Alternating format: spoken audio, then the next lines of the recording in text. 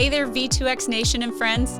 This is Hope Skibitsky, the Learning and Development Manager at V2X. And you're with us here on Converging on Leadership, the place where we use transparency, vulnerability, and lessons learned to develop ties with our leadership to help us better serve all of our internal and external customers. Hey podcasters, can you picture yourself with a challenging, rewarding career as a commercial and defense contractor? Maybe you're already working for V2X and would like to expand your horizons with a new opportunity, or you're interested in getting started with us. V2X is here for you. We have a wide array of job openings, some for those who want to support the United States military warfighters, and for those of you who are interested in the ultra-secure world for one of our country's three-letter agencies. We pride ourselves in developing our employees for future opportunities. Did we mention we have locations and positions all across the globe?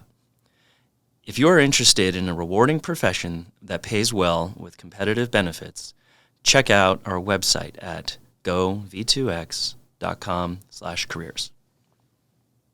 Welcome back, V2X Nation and friends, and we're on again with our new CHRO, Joanne Bjornson, and we're going to talk today about engagement. So Joanne, welcome back. Thank you. We're glad to have you. Glad to be here. So we're going to talk a little bit tying into the last topic that we covered, which was the leadership transition style.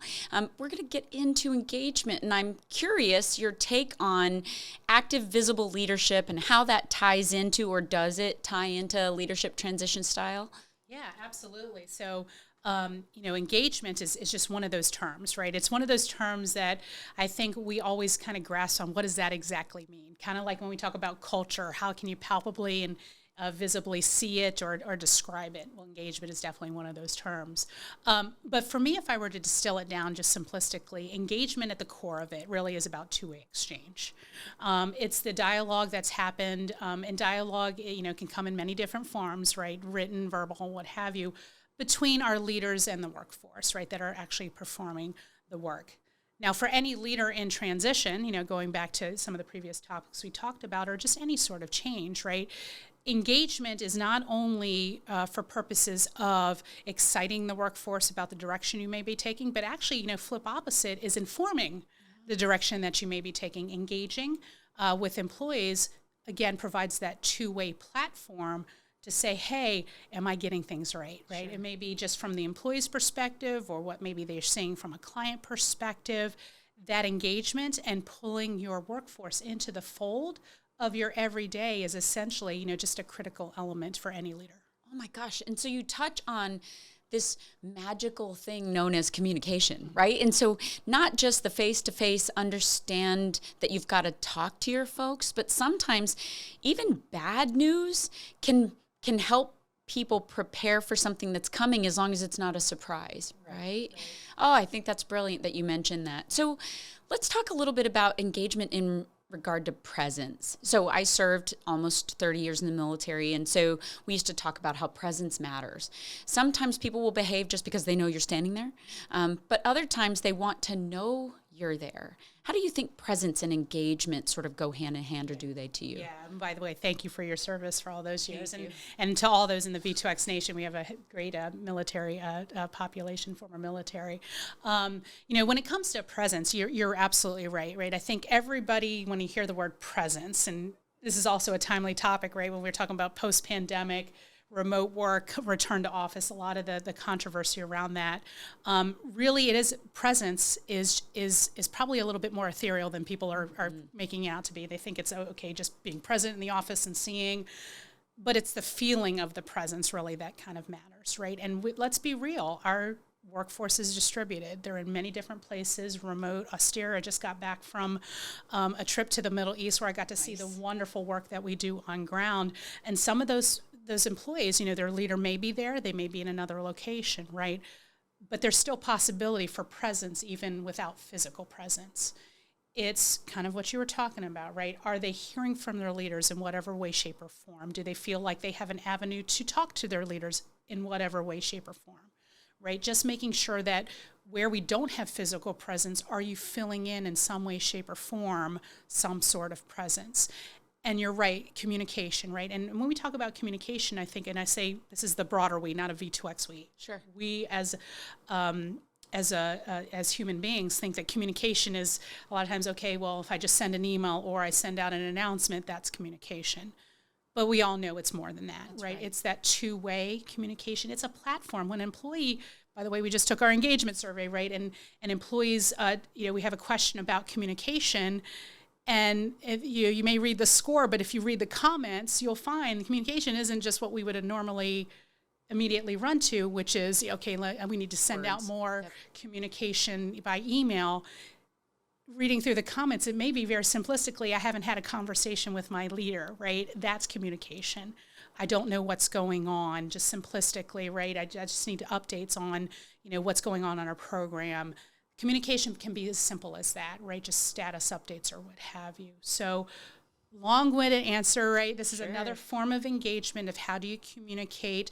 What does, presence really look like? And again, it's not always, physical in-person presence. Oh, I love that you say that. And I'm gonna give props to Randy, my boss, because when me, Randy, and Brooke, my subordinate, would get on a call, we would often find that Brooke and I would start this conversation about, what had happened that weekend or what's going on in the family. And Randy would join in. And then we're like 7 or 8 minutes into our meeting, and I'm like, oh, so sorry, we've eaten this up. And Randy's like, no, it's good. And I'm thinking, it is really good because we all work in a disaggregated environment. It gives us an opportunity to connect from afar. So, and I love that you talk about engagement isn't just the leader to the subordinate, that it's the teammate to the teammate, right?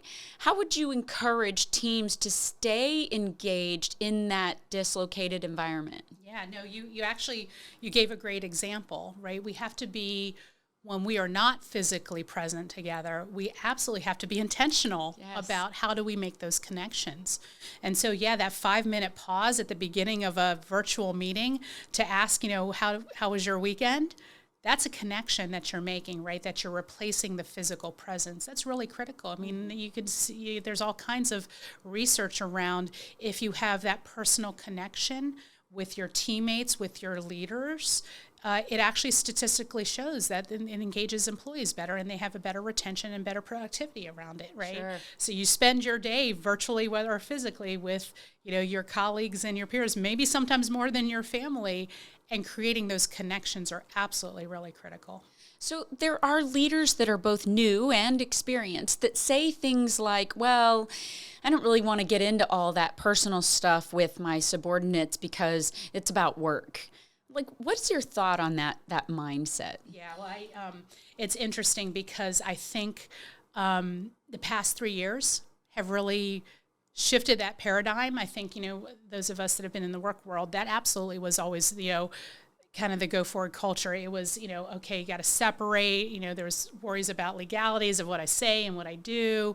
The past 3 years has been such an emotional toll on people that just inherently, I think just at, again, a very macro level, the go forward way that we handle dialogue in the workplace has shifted. Right?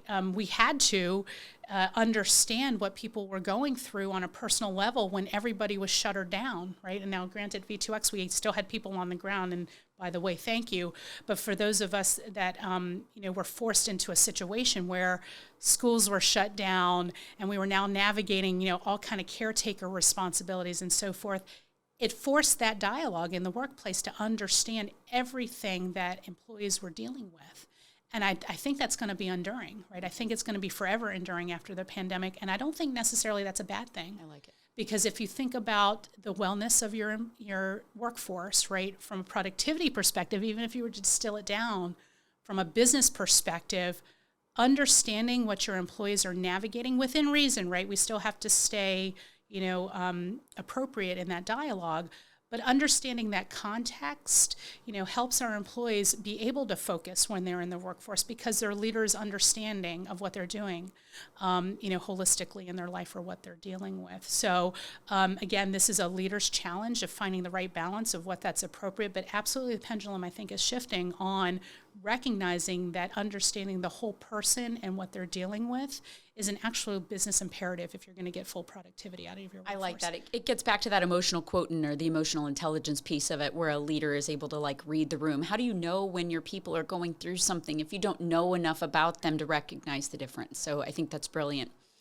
Let's talk about engagement in a broader perspective, where you have leaders that feel like they always have to be on and engaged because time differences where their folks work, for example.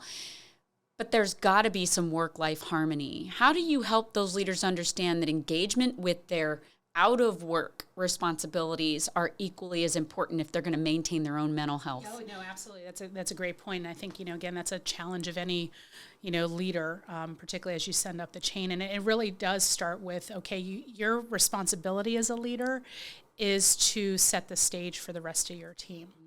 I think I'm like everybody. I could be doing email 24/7 all day long if I left myself to it. I would end up probably in divorce and my daughter would not be happy, but it's possible, right? Sure. But I also recognize I don't want to operate that way, and I don't want my team to operate that way either. So I think I say all this within reason. We are in a business, right, where there's 24/7, we are around the globe. The sun never sets on V2X, right? And we are in environments where, critical things will happen for some of us in the middle of the night. That's the reality of it, right? And that's within reason. But again, there's a situation and time for those types of things, but on balance, it's up to us as leaders to set that stage. I even said, coming in the door, I recognize that my team, they're burnt out, right? I could see it. They've been working really hard. We had an integration. We have global operations. A lot of stuff is happening. And the first and foremost I asked is, I bet you your team is burnt out too. You have to start shifting the tide of, okay, we only have so much bandwidth. We have to prioritize, and we have to think about those little micro behaviors. Before you hit that send button at 2 a.m., because you probably are catching up on emails because you were doing so many things during the day, recognize the signal it's sending to your team. You need to set the stage for, I don't expect you to answer if I send an email at 2 a.m. And then, by the way, leader, there's a beautiful feature in our Outlook that says schedule send. Don't send until it becomes working hours for wherever that person is and it has the intelligence to do so, not to send that email until that person is actually awake, because you want to set the tone again as a leader of what is acceptable or not. So I think it's inherent of all of us to actually be, again, use the word intentional about thinking about those things. Is this critical and urgent right now, or is it something that I can let them wait to the next day? But this also too is a pulse check of, okay, what is the workload as a leader? It's our responsibility from a resourcing perspective, right, to help balance out. Because if you are, loading up your employees, at some point there is a breaking point, and you don't want the machines to stop. So, it's our responsibility as leaders to sit there and help where our subordinate leaders can't, to say, okay, what do we need to resource differently? What can be put on the back burner? What maybe do we stop, which we rarely ever get to, right. But what can get deprioritized right now so we can focus on the right things? And you're right. It's a leveling scale. Like maybe you work longer today so that you can take a little extra time putting the phone down tomorrow. Like it's more of a harmony really than, because to your point, like, is balance a real thing when there's only 16 waking hours in a day and there are things you absolutely have to get done? So maybe you be more intentional with, I'm going to schedule myself time to make sure that I'm unplugged, right? Yeah, and by the way, our employees have home lives too. They're taking care of things. Hey, I'm an executive of V2X. I am a working mom. That's right. Right. I have a daughter that I carve out the time to make sure that I make her performances and her sports events, right, and make sure that if I can't, that dad is there too. We're a dual career family. And because I know at the end of the day, that's what's going to be remembered by my child, that she sees it too of her working parents when she becomes, one of the workforce too, that she sets that tone to say, hey, it is possible to work very hard, to work on very hard things, and be very committed in your job, but also to be committed to your family too, right, and all those around you. Well, and critical to future leaders, because if a leader sees you on all the time and exhausted and worn out and without your family because they've checked out, they don't want your job, right? They don't want to fleet up into positions like you. So how do we build our bench? Well, you build your bench by being intentional with it. That's right. Oh, I love it. So what other parts about engagement would you like to share with us before we roll out of here today? Yeah, no, just say, I'm very excited that we just got our first engagement survey results, which will be coming. I don't know when the podcast will be coming out, but it may be out by that time. It is our first baseline as V2X. I will tell you that I was, pleasantly surprised. Not to say that I was expecting that, but clearly a very engaged workforce at V2X. Engagement is not only what we do internally, it's how we engage with our clients and customers. Again, I just came back from a Middle East tour of our workforce and had the opportunity to sit there with our CEO who talked to clients and just was thrilled to hear of how engagement is showing even on the external basis, right, with our clients and customers. It's clearly a differentiator for V2X, and it starts with how we're treating our employees and making them feel engaged so that they then can also be engaged with our clients and servicing them so well that they're doing today. That's awesome. I'm excited for what you bring to the company. I'm excited to learn from you and to see what it is that you're going to have us do going forward. So again, welcome to the team. And V2X Nation, we're really glad you joined us. And I ask you to join us again when we have Ed West on and we start to talk with him about process improvement. So we'll see you next time. Please subscribe to Converging on Leadership on Apple, Spotify, or wherever you listen to podcasts. Find us on LinkedIn at linkedin.com/company/V2X-Inc. And please let us know what you think of our show and what future topics you'd like us to cover. Converging on Leadership is produced by kglobal and brought to you by V2X. V2X transforms operations and sustainment for government and commercial clients worldwide through operational support services, training, and converged environments that integrate physical and digital infrastructures. Learn more at govv2x.com. And until next week, I'm Hope Skibitsky, and thanks for listening.